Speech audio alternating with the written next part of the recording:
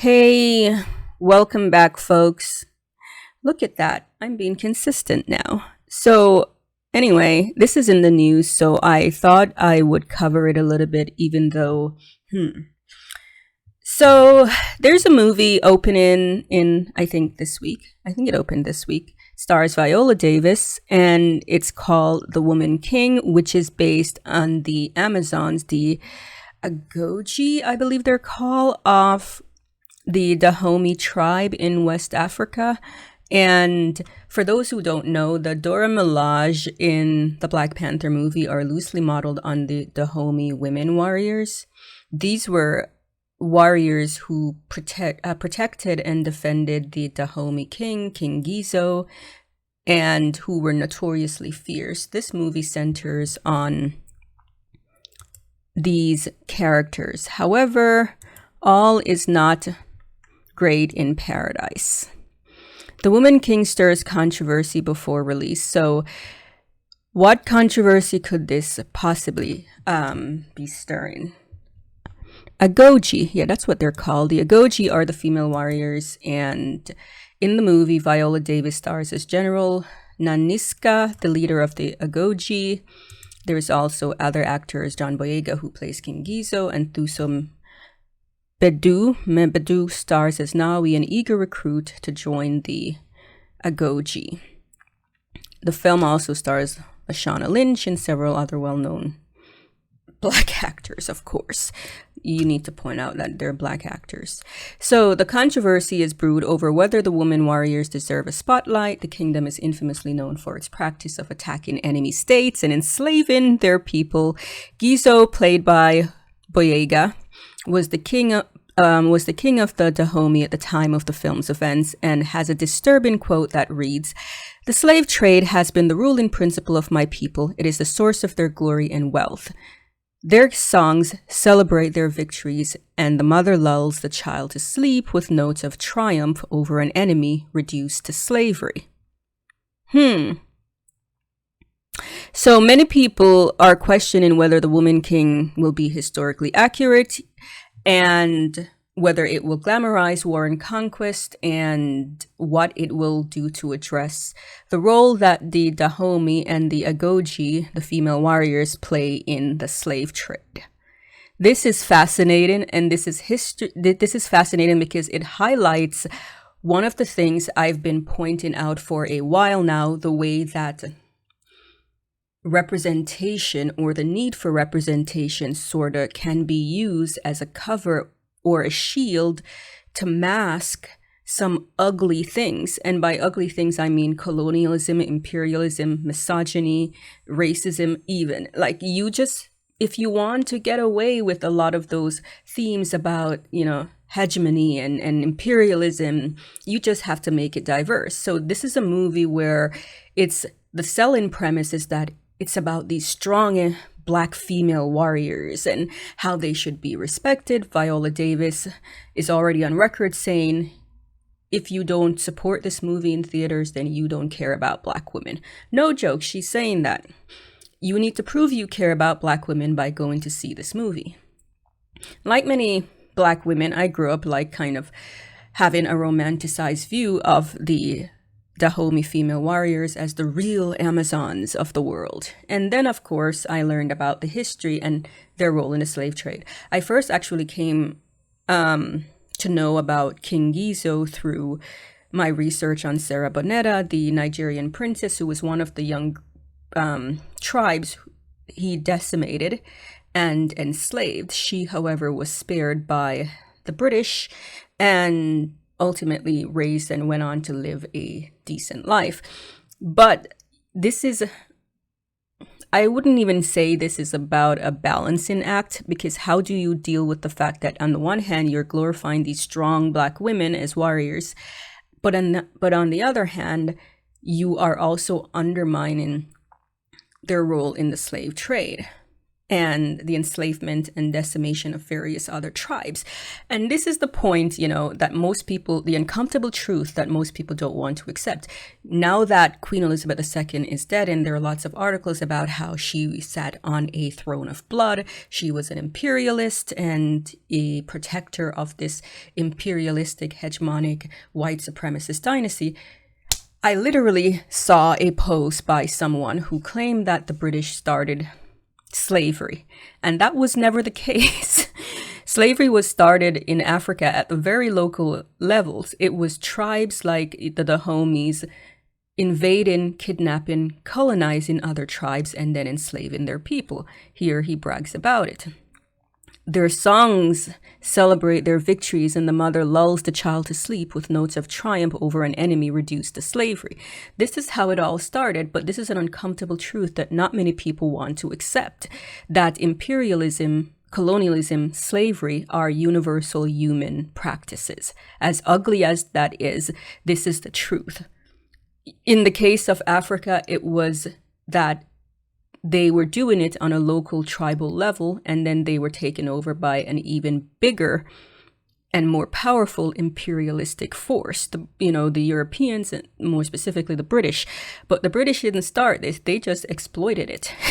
That's all, and not to say this is not important, this is not this takes away the significance. It doesn't. But here is how you deal with, here is where they're struggling with this uncomfortable truth. Now they're glorifying a African tribe because it had strong female warriors, but failing to recognize that those strong female warriors actively took part in the slavery of actual Black people, my ancestors. My ancestors. So the real Gizo did in fact successfully free Dahomey from its tributary status in 1823, but the kingdom's involvement in the slave trade doesn't align as neatly with the historical record. As historian Robin Law notes, Dahomey emerged as a key player in the trafficking of West Africans between 1680s and the early 1700s, selling its captives to European traders whose presence and demand fueled the industry, and in turn, the monumental scale of Dahomey's warfare. Though the majority of individuals taken prisoner by Dahomey were enslaved abroad, a not significant number remain in the kingdom, where they served on royal farms, in the army, or at the palace. In truth, Gizo only agreed to end Dahomey's participation in the slave trade in 1852 after years of pressure by the British government, which had abolished slavery for not wholly altruistic reasons, in its own colonies in 1833. Though Gizo did at one point explore palm oil production as an alternative source of revenue, it proved far less lucrative, and the king soon resumed Dahomey's participation in the slave trade. All of the Agoji were considered Ahosi, or wives of the king. In response to concerns about how her movie will depict Dahomey's engagement with European slave traders, Prince Bythewood told The Hollywood Reporter, "We're going to tell the truth. We're not going to shy away from anything, but also we're telling a part of the story which is about overcoming and fighting for what's right." Portraying the Agoji through Naniska's actions as critics of the slave trade makes for a nice story, says Larson in an interview. "Do I think it's historically accurate? I'm skeptical," she adds. "These women are symbols of strength and of power, but they're also complicit in a problematic system.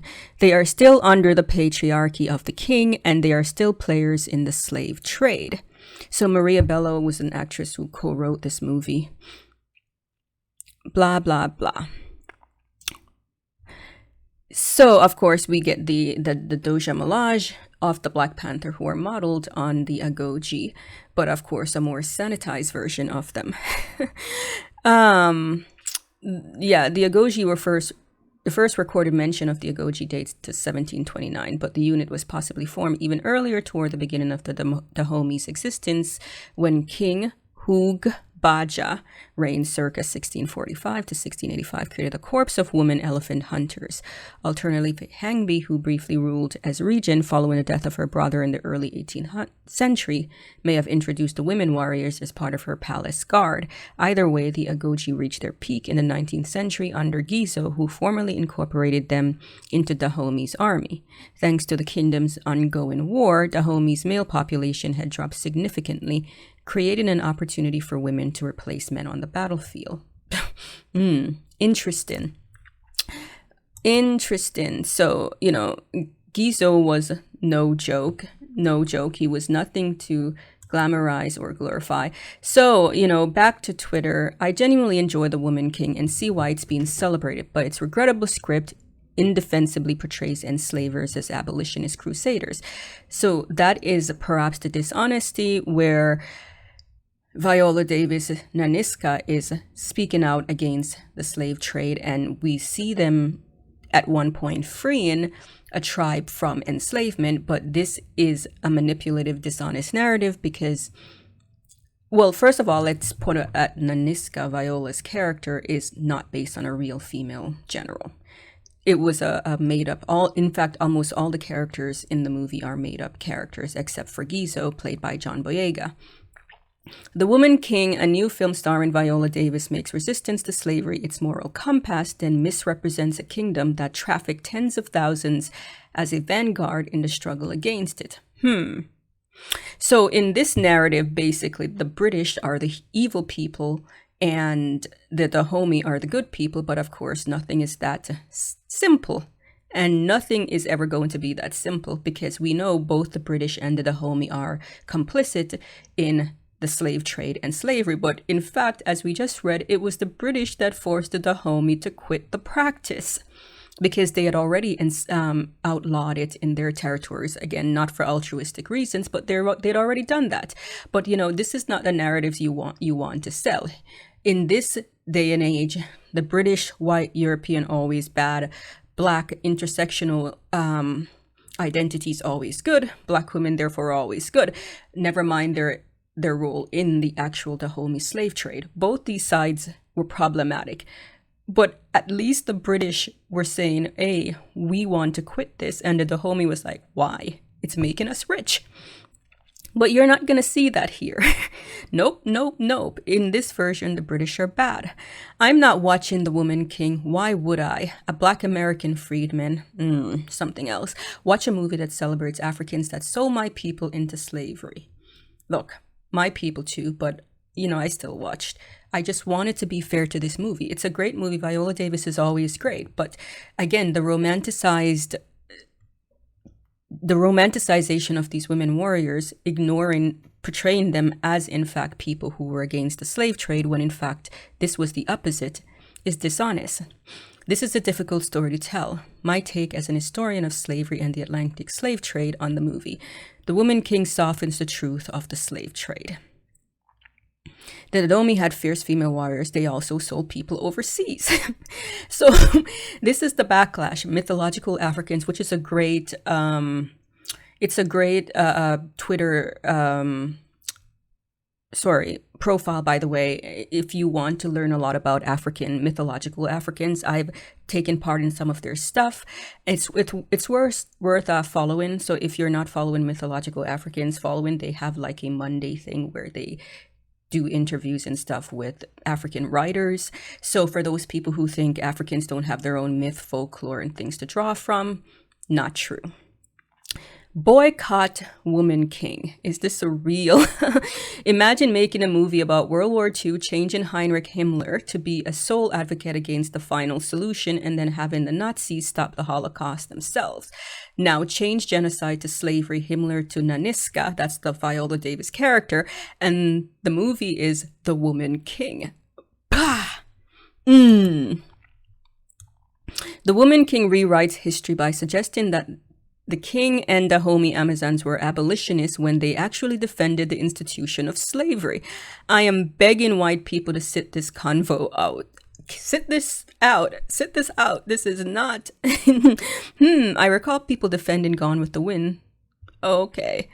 Who defended Gone with the Wind? I defended the right of people to watch Gone with the Wind, but I never defended any depictions in Gone with the Wind.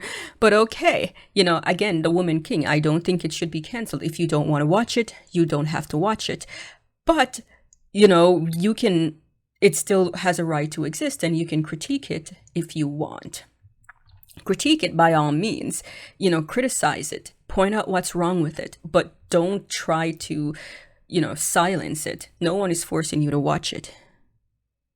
Most of the concerns about The Woman King and its portrayal of slavery seem to be coming from weirdo conservatives and those ADOS freaks, which is why I simply cannot take them seriously.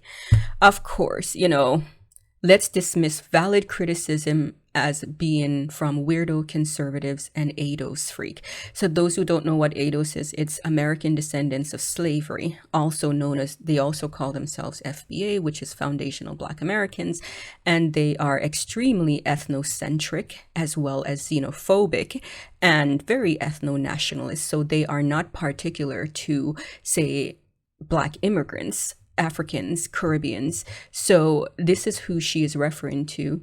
They are increasingly a very, I wouldn't want to say extreme ethnocentric group of Black Americans, but that's who she's referring to. People are mad that The Woman King addressed African tribes' role in the slave trade. Other people are mad they made a movie about slavers in the first place, even though the film addresses their role in slavery. Y'all just wake up mad.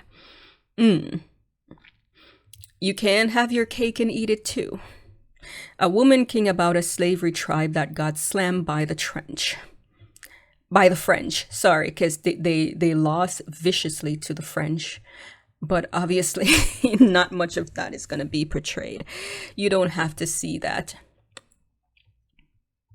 I look forward to watching Woman King. I'm a last academic, and one of my areas of focus was slavery in African history. I probably hurt a lot of feelings on this app, okay?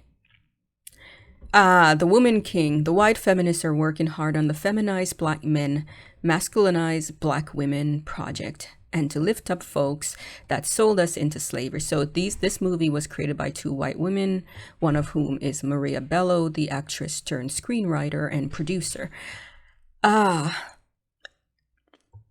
This is absolute garbage. Don't give those B-word your monies. They're clowning Black people. Kind of like what Disney does with The Black Mermaid. Never mind. Would it be okay to make a movie depicting Hitler as a superhero? Why make The Woman King? The British had to force them, the Dahomey, to stop selling my ancestors.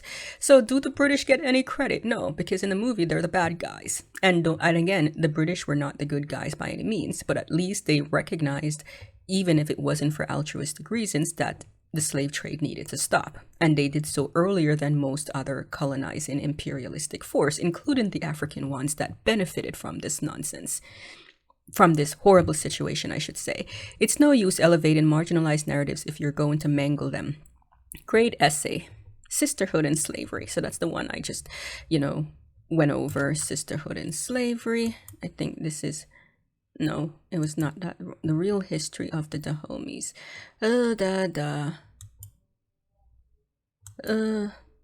Yeah, so this is the one, the Sisterhood and Slavery. So this is actually, again, Naniska addresses the kingdom on the eve of an important counterattack, prominently featured in teasers for the movies. Her speech links Oyo's oppression of Dahomey to the suffering of the enslaved in the Middle Passage. When it rains, our ancestors weep for the pain we have felt in the dark hulls of ship bound for distant shores. When the wind blows, our ancestors push us to march into battle against those who would enslave us. We fight not for today, but for the future. We are the spear of victory. We are the blade of freedom. We are Dahomey. Not really, because you were taking part in enslaving those other people and glorifying it.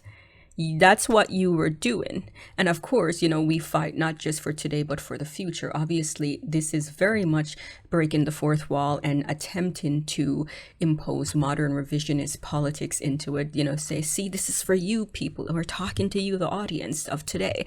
But no, that's only if you don't know history. So here's a little interesting tidbit about Zora Neale Hurston, the late African-American author, who, by the way, a brilliant woman who frequently spoke out against a lot of woke well, not woke, but what we would call white liberals. She had a really good essay called What White Liberals Won't Publish, or what white publishers won't publish, about the way they insist on victimization narratives for Black and more specifically African American people, when in fact there are a lot more other things that, make African American people besides just oppression narratives, because she also wrote romance novels, but they didn't want to publish those. They wanted only her sociological fiction.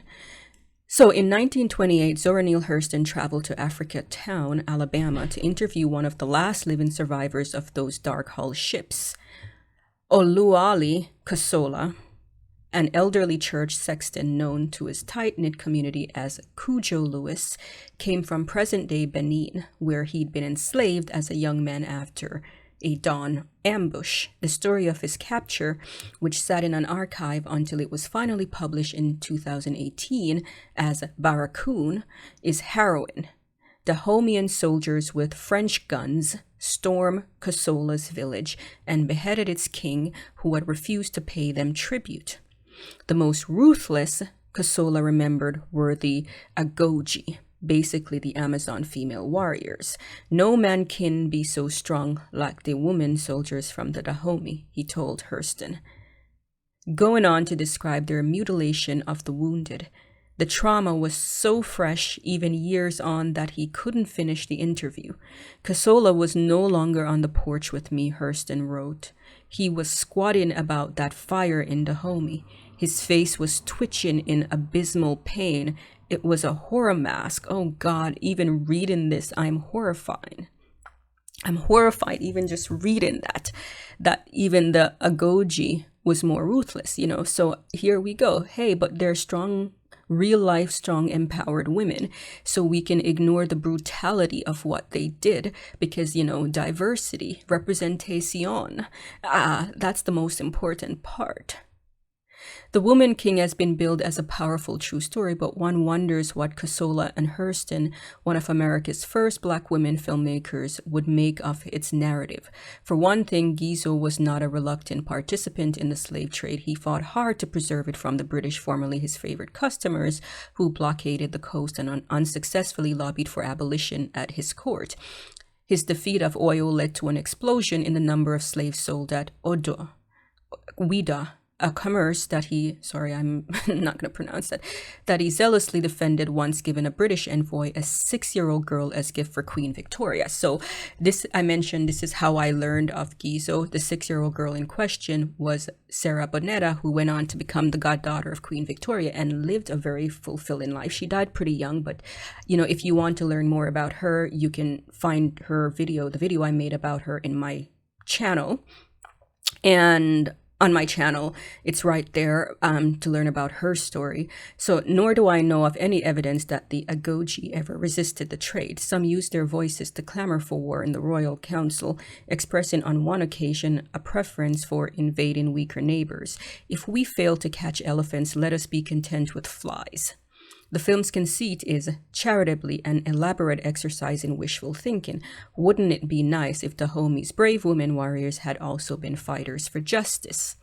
Defenders of white supremacy have often exploited these uncomfortable truths. Apologists for the slave trade once used Dahomey's bloodthirsty reputation to claim that they were rescuing their victims from human sacrifice. Hurston, too, was susceptible to these racist myths, though Kasola's testimony has been corroborated by historians such as Sylvain A. Diouf. Imperialists use similar rhetoric to justify colonial conquest as a form of abolition. In reality, though, African forms of slavery didn't compare with the racialized industrial variants that Western empires unleashed upon the world. Dahomeyan captives could become junior family members. So here we go. Well, it was soft slavery, so it wasn't like real slavery, Why then should the Woman King be held to a moral standard ignored by thousands of period dramas about violent Western states? Here it goes. It was soft slavery. It was not like the real transatlantic slave trade, even though Kasola's testimony was so horrific. It shouldn't, of course. Dahomey's complex history can no more be reduced to slave raiding in than England's. True. But, now we get to the real meat of everything that's going on here. And isn't this always the point? Nuance, subtext, context, everything matters. Isn't this what most people have been saying? These things are not so simple as black and white. It's not white people bad, black people good, man bad, woman good. It's far more complex than that, and that is what people are saying. We can have two things side by side and have those two things which may seemingly be contradictory but really are not contradictory. We can have them side by side. We can accept that, for example, on the one hand, the British monarchy oversaw slavery, imperialism, and colonialism, and that was bad. But on the other hand, they also did a lot of good things, and they still represent history, and they still represent something worth saving. This is what most people have been saying forever. This is why cancel culture doesn't work, because it fails to recognize the humanity, the flaws of being human. Human history is complex. Human societies are complex. There are good and bad in all of them. And this is the thing. These truths can, you can criticize the Dahomey and still for their role in the slave trade while still acknowledging that this is a story about women warriors, which would have made it groundbreaking for the time. Yes, I know it might be a case of, when women adapt masculine traits like war and conflict, then we praise it. But again, these things are complex. It doesn't need to be one or the other. It doesn't mean this has to be good. But I'm sure the modern revisionist people are all like, well, it's good and bad. It's black and white. No, nothing has ever been good and bad or black and white. And we can accept that. We can still watch this movie and criticize it for all the things that it got wrong, while also acknowledging this is a well-made movie. You don't need to pretend or sugarcoat or whitewash the real history. We can do all of these things. We can do all of these things. It's not a good and bad.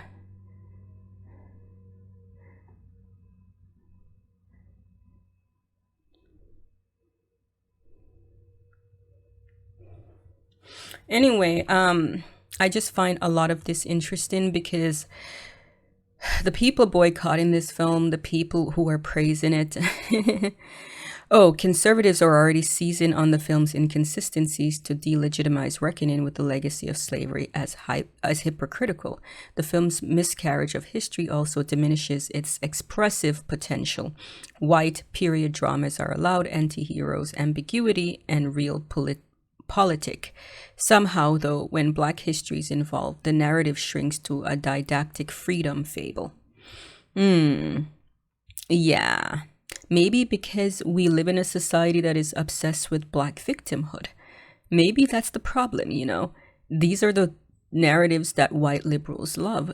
And this movie was made by two white women, despite it being about black women.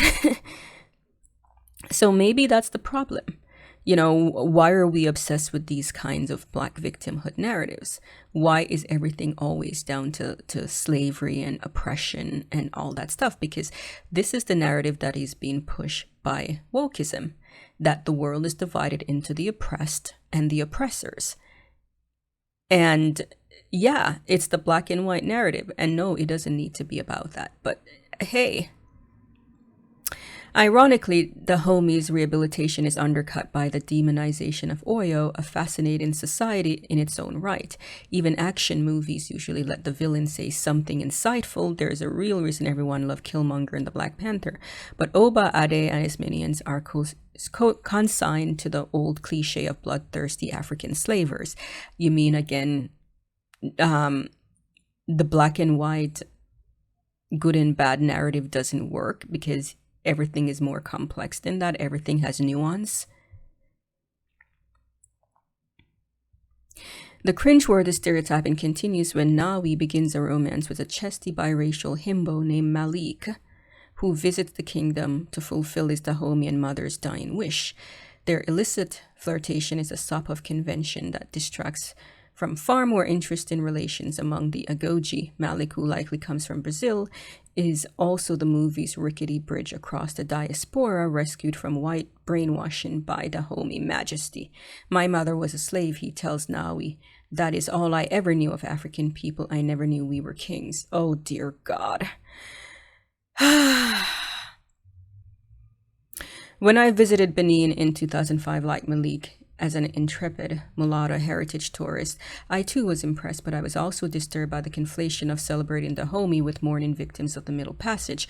On the Route des Esclaves in Ouida, sculptures testifying to the suffering of the enslaved sit just down the road from monumental evocation of their traffickers' glory. A descendant of the Brazilian slave trader Francisco Felix de Souza, who helped Guizot take power, is a prominent figure in the local tourism industry. Many of the country's commemorative sites were built by the early 1990s, when Benin, then emerging from dictatorship, sought to stimulate the economy by attracting visitors from across the diaspora.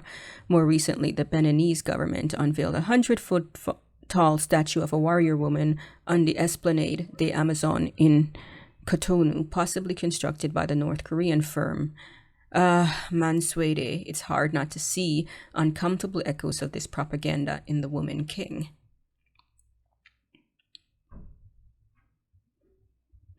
Okay. So I'm going to cut it short here because I think I've said all I have to say about this, but but maybe this will trigger people to start having these conversations about nuance. Maybe we will bring nuance back. Let's bring nuance back, people. Let's bring nuance back. That's all people want.